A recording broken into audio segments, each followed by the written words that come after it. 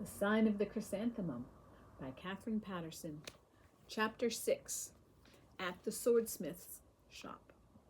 By the time the plum tree in the courtyard bloomed, Muna had completely thrown off the lung sickness, and though it was still quite cold outside, he insisted to his host that he was well enough to take on his full share of the chores. Muna wanted the swordsmith to see how much help he could be, but his eagerness, which tended to make him careless and hasty, ran counter to Fukuji's precise and methodical way of life. "Sir, the rice is prepared," Muna had called the first morning at the closed forge door, bowing nervously. "Ready? Now?" There was a clank as the swordsmith put down his hammer and came to the door of the forge. He opened it and looked up at the sky. "It's more than an hour until noon," he said.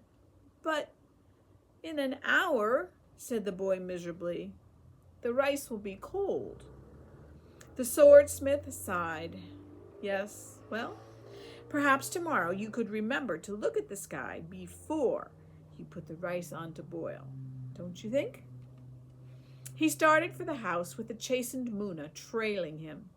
In the center of the courtyard, Fukuji stopped and looked around. "You haven't swept the yard yet?" Muna hung his head, but inside he was boiling with humiliation. "I was worried about the rice, and I forgot." "Yes. Well, shall we eat first? Then perhaps tomorrow." But on each succeeding tomorrow, Muna either collided headlong with the swordsmith's orderly plan for the day, or missed it altogether. The rebuke was always the same. "Yes, well, perhaps another time you might." Muna would have preferred the sharp blows of the overseer under whom he had worked in Awa.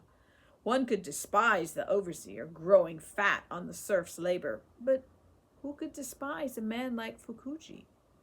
There was a purity in the way the swordsmith devoted himself to every task. He never demanded of Muna nearly what he demanded of himself. From the kitchen door, Muna would marvel as he watched him cross the courtyard to the forge. Fukuji wore a white garment, such as a priest might wear when he was forging a new blade. To the boy, he looked like a god. His grizzled hair and beard cropped close to his head. And though he always closed the door of the forge behind him, Muna liked to imagine him there, his powerful arm moving in a perfect rhythmic motion as he brought the great hammer down, clang, clang, clang, forcing the stubborn metal into obedience to his will. The boy knew without words that he was not to enter the forge, for it was like the holy place in a shrine, that no one could enter but the priest. Fukuji had no apprentice. He told Muna that there were few boys in the capital whom he would consider taking on, and the best of these had gone to join one of the rival clans of Genji or Heike and had been swallowed up in the insurrection against Emperor Go-Shirakawa 2 years before. But the swordsmith was accustomed to living and working alone and did not mourn that there was no one to inherit the secrets of his craft. The swords would remain, of that he was sure. They were his sons, his disciples, and his epitaph. To them he devoted his life.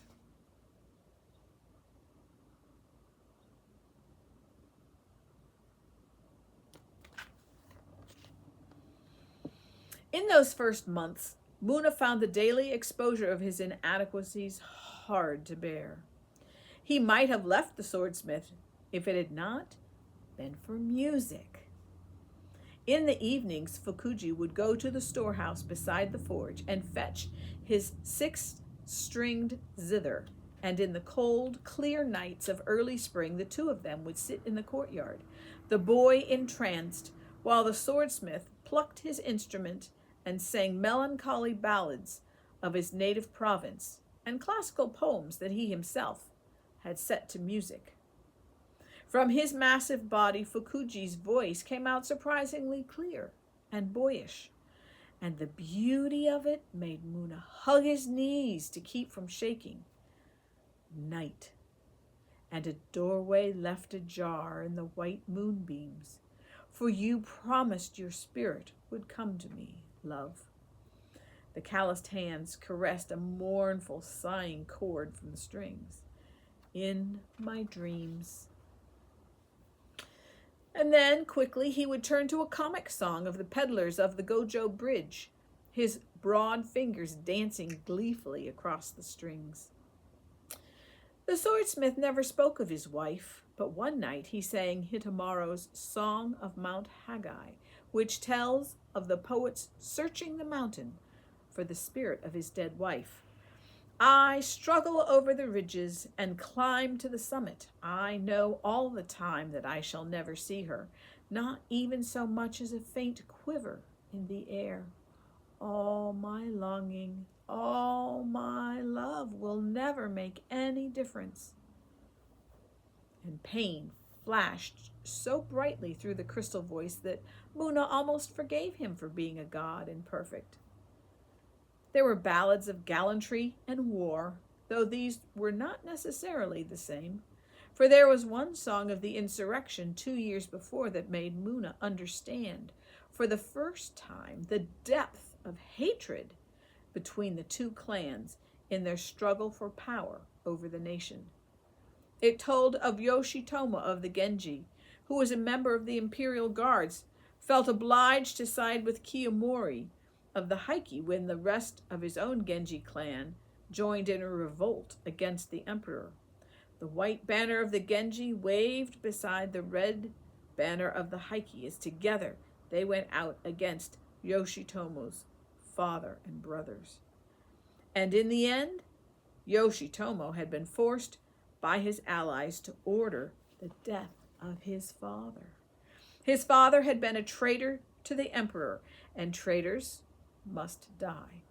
Yoshitomo did not deny this. He had his father and his kinsmen executed so that there could be no whispers about his own loyalty. And yet, as he watched them die, he could not stifle within his breast a fierce hatred against the Heike clan, united, strong, arrogant in victory, while most of the warriors of his own clan must die in disgrace, their flesh a feast for carrion crows. And my blood cries out to you, my son, the white banner is stained with scarlet. Turn and see the mighty house brought low. When he finished the ballad, Fukuji shook his head. Pride, pride, pride. It will slay us all in the end. Whose pride, Fukuji? Muna was bold enough to ask because he needed to know. He had been caught in the rivalry at the stables and torn by his own loyalty to his Heike father and to Takanobu, whom he suspected of sympathy with the Genji. Is it the pride of Heike or Genji that will slay us? Both, the man said, or, he rose to put away the zither, or perhaps neither. Perhaps a man is never truly destroyed, except by his own hand. So Muna stayed on at the swordsmith's shop, and as the days turned warmer, he became more proficient in the chores that Fukuji assigned to him. The more proficient he grew, the more he came to despise the tasks that once had seemed so formidable. They were, after all, mere women's work. At the next new year, he would be 15, the age when boys became recognized as men. And before then, he must find his father and begin a life more suited to his position. But how could he find his father? Should he speak to Fukuji about him? Excuse me, a voice called from the entryway of the shop. interrupting his self-questioning one afternoon late in March. Muna hastened up from the kitchen to greet the caller. His heart pounded to see the tall, hikey guardsmen standing in the entryway. He knew their style of dress from his life in the stables. He crouched, bowing his head to the mat. "Welcome, sir. If you will come up and be seated, I will call my master." He longed to speak to the samurai himself. If he could speak to the man, he might know instinctively if he had met his father. He hesitated, waiting as the samurai seated himself on one of the cushions beside the low table. But when the magnificent warrior turned toward him, Muna lost his nerve. He gave a hasty bow and ran out to fetch the swordsmith. As the two men sipped tea and talked in front of the house, Muna pretended to be busy in the kitchen, listening intently for some clue of voice or manner that might reveal the tall samurai as his father. At the same time, his mind badgered him.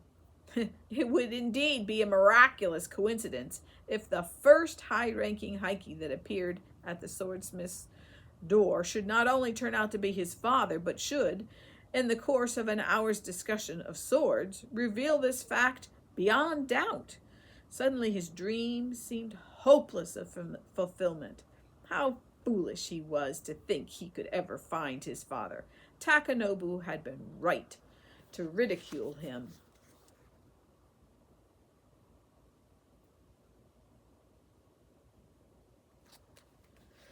"See, Takanobu, I am no longer an empty-headed boy running after rainbows." "You haven't told me your name yet, puppy." "Ah, Takanobu, that's it. If I stop searching for my father, I am nothing. No name until the end of my days. But if I keep searching, there is at least the hope, and hope is better than nothing. Isn't it, Takanobu? Isn't it?" Fukuji seemed preoccupied as he came through the kitchen on his way back to the forge. "Did you sell a sword to the hikey samurai, sir?" "What? Oh, no. It's not so simple as that, Muna." He hesitated in the doorway, then came back into the kitchen, seating himself on a wooden bench in the corner. "Have you wondered why I sell so few swords, boy?" Muna flushed. "You make very wonderful blades, sir." "No, that's not it." When Muna started to protest, the swordsmith put up his calloused hand. "Oh, the blades are true, but the men who would wear them?" "Muna, the iron for the long sword comes from the belly of the earth. The metal is put to the test of the fire and the hammer and the water. And if it submits to the trials and endures, it emerges from the final tempering a pure and powerful spirit." The swordsmith paused, searching the boy's face for a sign that Muna understood him. "So," Fukuji continued, "I cannot bargain over a sword as though it were a piece of dried fish. I have to look at the man who would carry the sword to try to see whether his spirit is worthy of the spirit of the blade." "But a true samurai," the boy began. "The capital is full of men who call themselves samurai these days. They squabble over women in the street, steal from their friends, set fire to the dwellings of their enemies. They are a dishonor to the swords they carry. I do not wish such a one to carry a sword with Fukuji engraved upon it." He rose abruptly. "Before you start the rice," it took Muna a moment to realize that the lecture was over. The swordsmith smiled. "Before you start the rice, clear the tea things, will you?"